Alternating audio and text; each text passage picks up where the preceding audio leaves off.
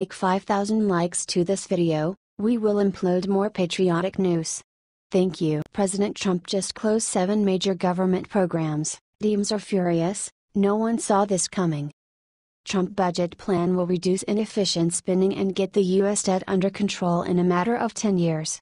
The plan incorporates cutting taxes and dispensing with those bloated government programs we despise to such an extent. Be that as it may, things being what they are, there was significantly more fat in our legislature than we knew. The organization reported that not just has the administration burned through cash on terrible projects, however, they've kept on burning through cash on programs that have lapsed. The measure of cash being discarded is essentially staggering. Via the Daily Wire, Mick Mulvaney, director of the Office of Management and Budget, announced that the Trump administration has discovered approximately $300 billion in federal spending in programs that have expired. This unauthorized spending has a real impact on balancing the budget. The Trump administration has not yet announced a complete list of programs that are unauthorized, but a quick review of the 2018 budget found 11 programs that Trump is terminating because Congress has not renewed the program for a while. Below are some of the expired programs and agencies and the amounts they spent in recent years. Department of Commerce, Economic Development Administration, $251 million. Department of Commerce, National Oceanic and Atmospheric Administration Grants and Education, $217 million. Department of Health and Human Services, Community Services Block Grant, $714 million. Department of Homeland Security, Port Security Grants and Transit Security Assistance, approximately $218 million. Department of Housing and Urban Development, Choice Neighborhoods, $125 million. Department of Housing and Urban Development, Choice Neighborhoods. This program has spent approximately $150 billion since 1974, without any measurable impact. Department of Housing and Urban Development, Indian Community Development Block Grant, $60 million. The rundown continues endlessly. These projects have lapsed, with Congress declining to restore them. However, money was all the while streaming into them, with everybody looking the other way. Large portions of these projects have not been demonstrated to try and be successful. In any case, your cash would finance them, in any case. That is the way our administration's been working for a considerable length of time. Zero responsibility. Zero outcomes. Maybe now, with a genuine leader in the White House, this sort of bloated spending will be conveyed to an end. What do you think about this? Do not hesitate and write your thoughts in the comment section below. Thank you for reading. T Patriot Journal.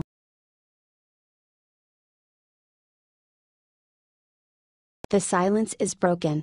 Mike Huckabee drops major announcement, send Maxine Waters to. It appears that President Trump isn't the main American politician with an awesome Twitter feed. The typical generalization is this: Trump, the honest and tell it like it is president, will tweet precisely what is at the forefront of his thoughts. Liberal politicians will be incensed. Conservative legislators will grudgingly concede Trump's right. Legit men will cheer. In any case, there's never been any other individual who talks as straightforwardly on Twitter as Trump does. As of not long ago. Since Mike Huckabee is quickly making up for lost time to him. Furthermore, he just recommended we send Maxine Waters to North Korea. MSN reports, former Arkansas Governor Mike Huckabee targeted both Representative Maxine Waters and North Korean leader Kim Jong-un in a tweet on Thursday.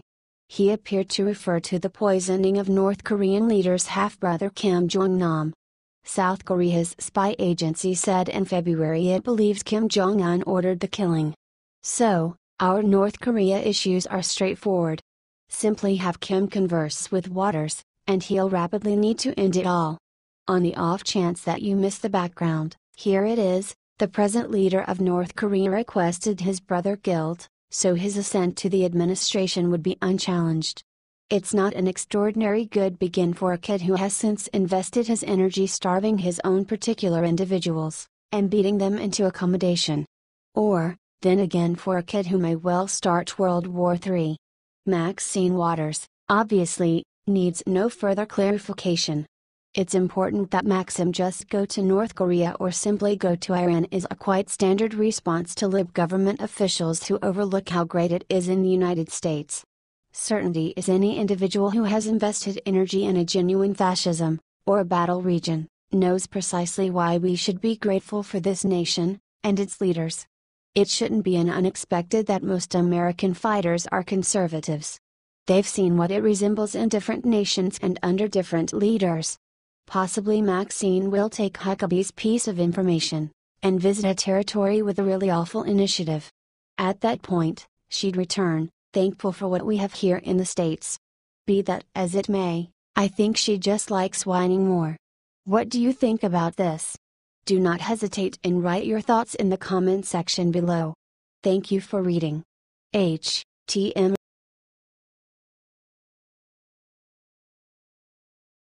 Federal judge just gave liberals a taste of their own medicine. He blocked new California law that bans high-capacity magazines.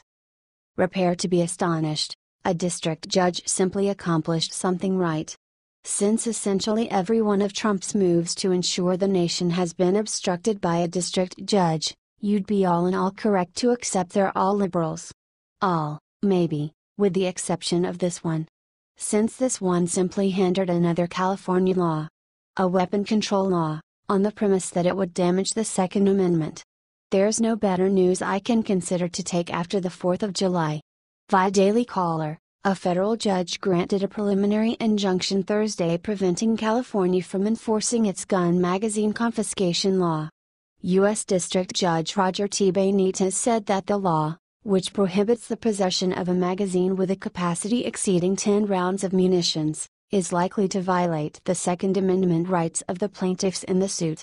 As a result, he ordered the state to immediately cease enforcing the law, pending further legal developments. Presently, if California's law appears to be senseless, there's justifiable reason, it is. It's an approach to gain around firearm power laws without really making the laws about guns. Be that as it may, it's an escape clause Judge Benitez spotted rapidly. In the event that it limits your entitlement to claim and work your gun, it's an infringement of the Second Amendment. The court does not lightly enforce a state statute, even on an initial basis, Benitez said in the ruling. However, just as the court is mindful that a majority of California voters approved Proposition 63 and that the government has a legitimate interest in protecting the public from gun violence, it is equally mindful that the Constitution is a shield against tyranny of majority.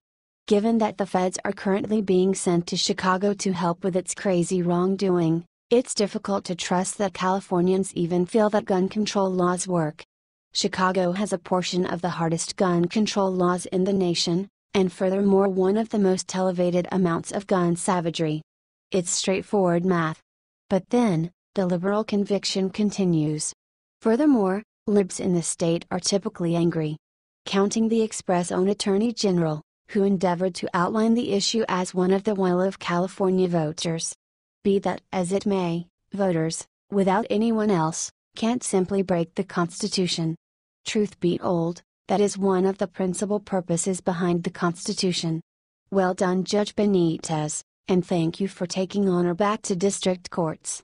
What do you think about this? Do not hesitate and write your thoughts in the comment section below. Thank you for reading. The Daily Call.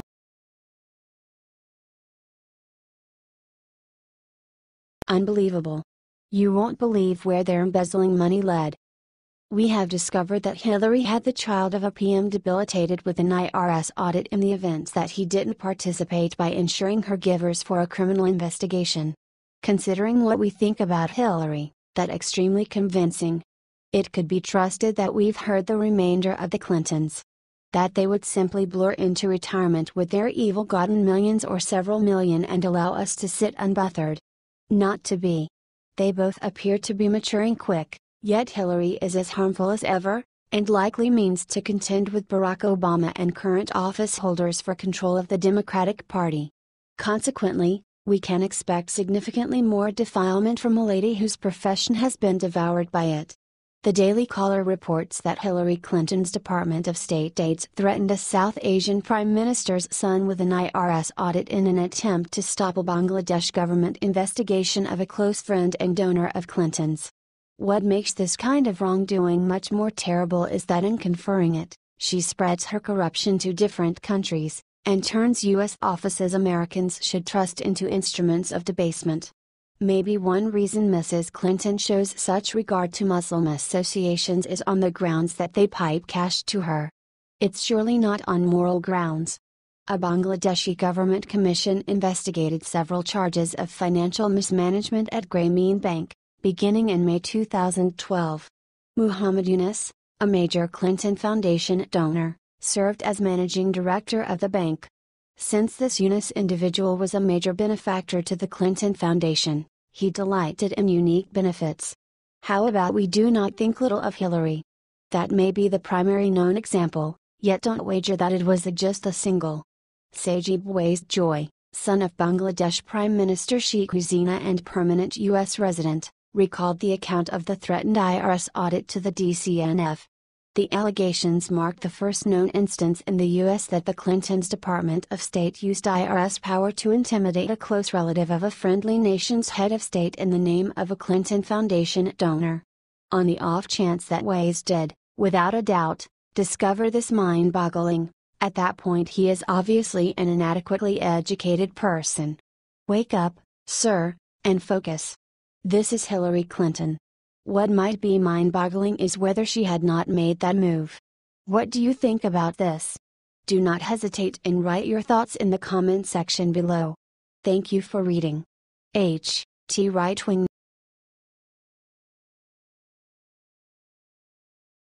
Judge just released on Hillary Clinton and forces State Department to release. The entire thing is awfully offensive. We have been subjected to many years of Clinton scandals and allegations of corruption. Therefore, an extremely typical response is encountered what has been called Clinton fatigue. Its side effects incorporate musings of not again at whatever point one of them turns up on TV. These two individuals have slammed themselves down Americans' throats for so long, that for some, simply their appearance is sickening. Would they be able to both truly be such outrageous drama queens? Apparently in this way, and it would seem that we're screwed over thanks to them, mostly because of the mainstream media that for all intents and purposes fall prostrate at their feet. The entire Clinton experience could be transformed into a low-spending blood and guts film that would be best appeared on Friday the 13th. Acid neutralizer tablets gave a free ticket. By and by, it would appear that Hillary just made another stride nearer to getting her day in court. Keep in mind the Benghazi tragedy. A government judge has recently requested the State Department to look at email files for messages receptive to Judicial Watch's FOIA claim looking for such messages related to Benghazi. Judicial Watch is persistent in its quest for justice, and plainly Hillary and her partners are straightforwardly in this law office's sights. Judicial Watch announced that on August 8, 2017, D.C. District Court Judge Amit P. Mehta ordered the State Department to search for state.gov email accounts of Huma Abedin, Cheryl Mills and Jacob Sullivan, former aides of Hillary Clinton during her tenure as Secretary of State. The State Department is ordered to search in those accounts for records responsive to the Judicial Watch's March 4, 2015, FOIA, Freedom of Information Act, request. A separate Judicial Watch FOIA lawsuit first broke open the Clinton email scandal.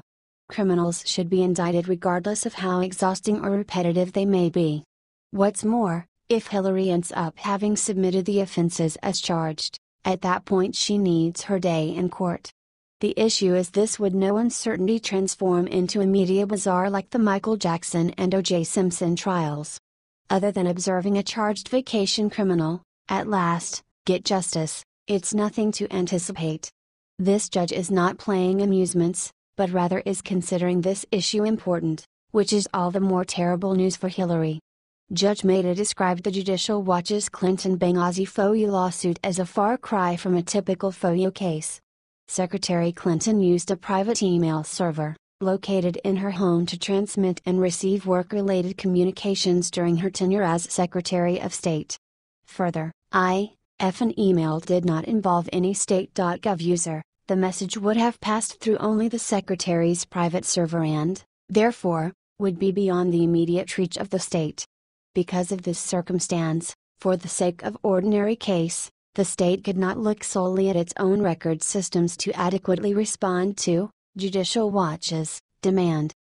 The State Department has not, however, searched the one record system over which it has always had control and that is almost certain to contain some responsive records, state.gov email server.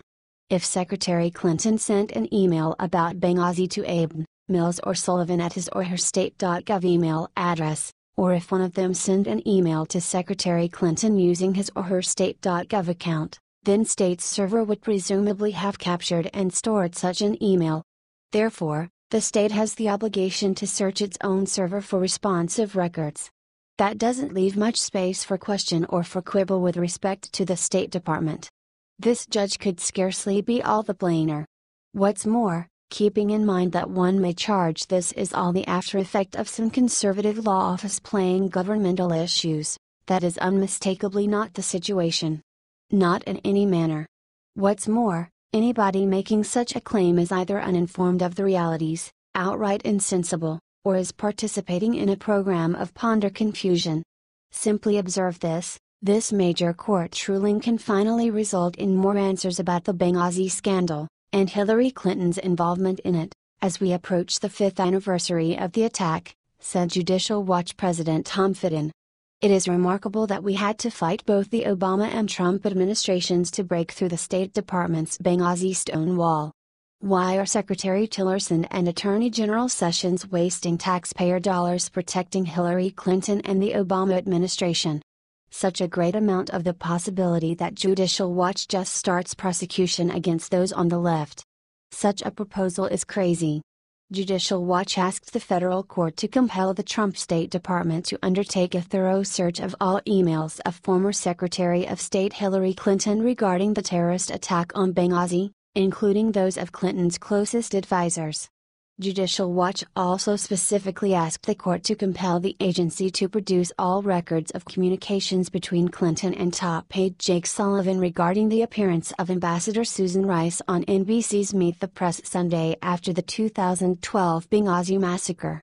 Thinking back finished Hillary's tenure as Secretary of State, and what we learned amid that terrible period, as well as in the time resulting to it, one's contemplations are attracted to a case that was attempted in 1931 where the litigant put on an air demonstrating he thought he was too huge to be brought to justice. He supposedly sat in the litigant's seat acting presumptuous, apparently lighthearted as the case continued. At that point what was occurring occurred to him. He was not going to beat the rap, and his presumptuous state of mind turned to rage.